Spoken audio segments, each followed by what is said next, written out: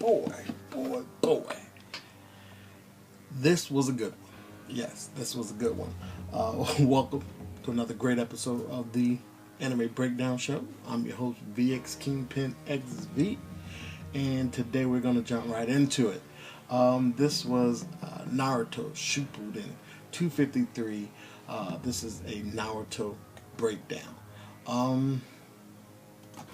Man, this was a great episode. It started off right where it left off, or where it should have left off, from the battle between Cone and Madara, Toby, whatever you want to call him right now. It was good. It was good. And I'm going to give you the facts and details as if you know nothing about the manga. So right now, Madara, him and Cone are going toe to toe. And this bitch kind of had a Cone, not bitch, had a Shikamaru moment. I mean, she planned this to a T.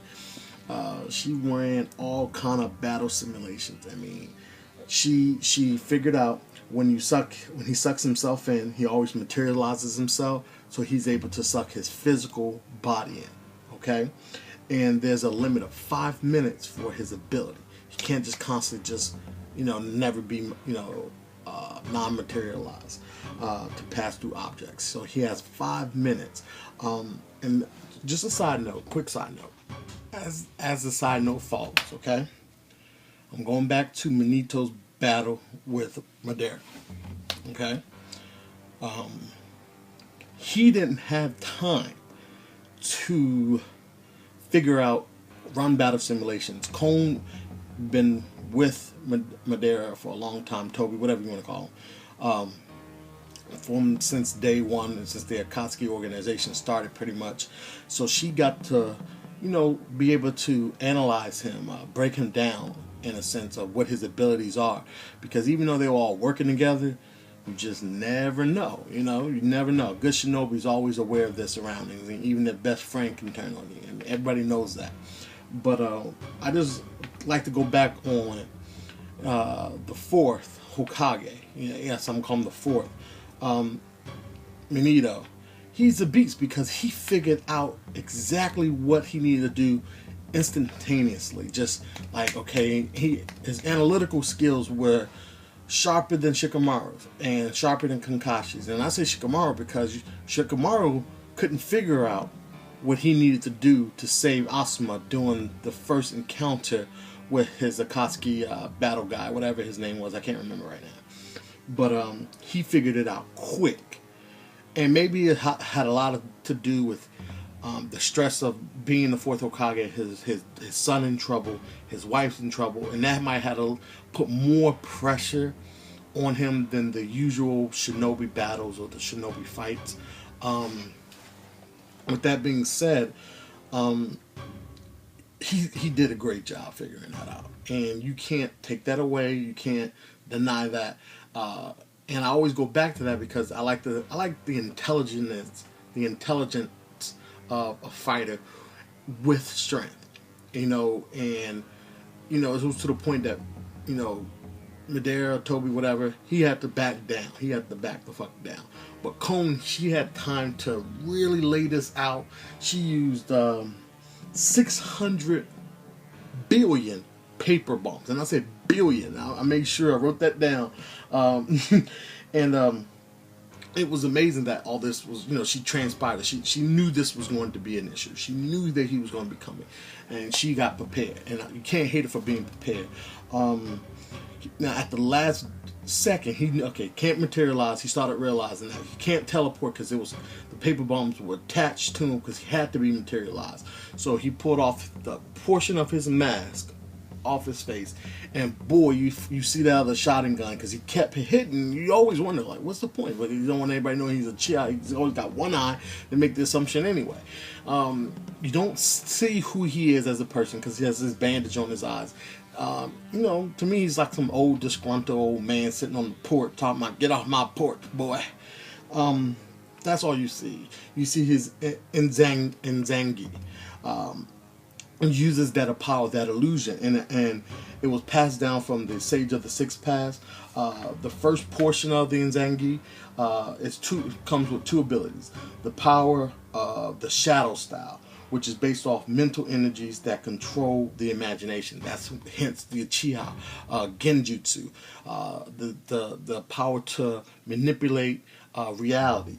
Then you have the power of the light style based on physical energy, which you get the Senju. That's why you get, Hashima being able to create life, with the power of the light style, because it's based on physical energy, things you could do physically.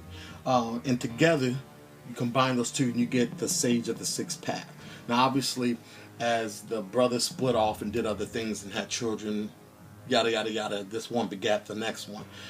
Their powers dwindled down to different variations, but in a sense they're all the same. And then they were able to do teachings, and like, remember the monks and stuff like that, able to show different abilities and able to use what the sage set before to get what you get now, which was really cool. Now right at the end, he used the Inzangi, stops, confuses old girl and stabs her. She's done. That's it. And at the last moment, she has a ditch effort. It stops raining. She has this ditch effort of energy. She's using origami shuriken. She uses one. It misses him. She uses another one, and then she controls the other one to come back to clash together. And that was it. She was done, out for the count. But it was amazing how the rain stopped. Like, it was like they were able to breathe. It had a very sentimental moment for it. Going forward, he goes into the speech of how what I was just pretty much explaining then.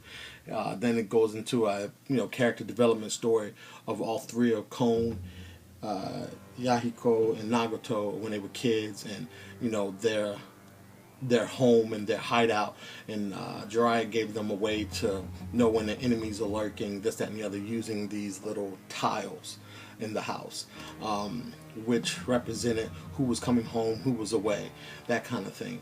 And then right when they were getting older, Hanzo, the legendary salamander guy, he recognized Yahiko as a great fighter, that kind of thing. They transitioned into that. They transitioned to the fact that when they left, it was 2 red tiles, 1 frog tile, and that was it.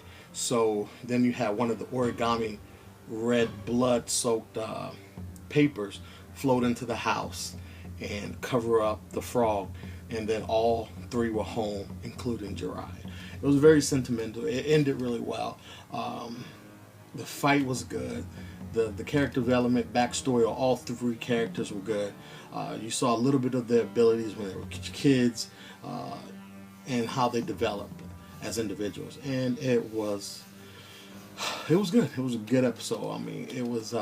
Let me know what you guys think. Let me know how you guys felt about the fight, what you guys thought, his abilities, what I said about Manito, and how fast he had to think, and that she had those same ties as Shikamaru. I mean, she's a smart cat. It just didn't work. Madara's abilities were too great for her. It was beastly. It was beastly. Then he went off and got the body of Nagato, sucked it in, and now they got the intel from old boy, Shark Boy, Kisame, and now they're sitting and conspiring, say now it's time to get shit moving. Let's go after the QB and take him down, meaning Naruto. So that's where it ended. It was really good. The previews for the next one seem like it's going to be more of a filler type Naruto show, but it's going to be good. It's going to be about tricking Naruto to stay behind and giving him a false job until he figures it out. So we all know what's coming because most of us read the mangas anyway. But as always, it was great having you guys stop by. It's finally reached 100 subscribers. So for the new subscribers, jump on board. I really appreciate you. You guys have really been coming through, showing your love. Make sure you watch the anime sidebar I'm going to put out. It's going to be explaining an update about I'm not going to even tell you. Fucking watch it. For anybody who has a PlayStation make sure you watch my anime sidebar. I'm going to explain what I'm going to be doing, and you guys make sure you join. But as always, rate, comment, and subscribe. Don't be leaving no haterade messages. Make sure you're opinionated. Make sure it's detailed. And as always, I try to get back to you as soon as possible. Brother works. Ain't no deadbeat black dad. Anyway, as always, peace.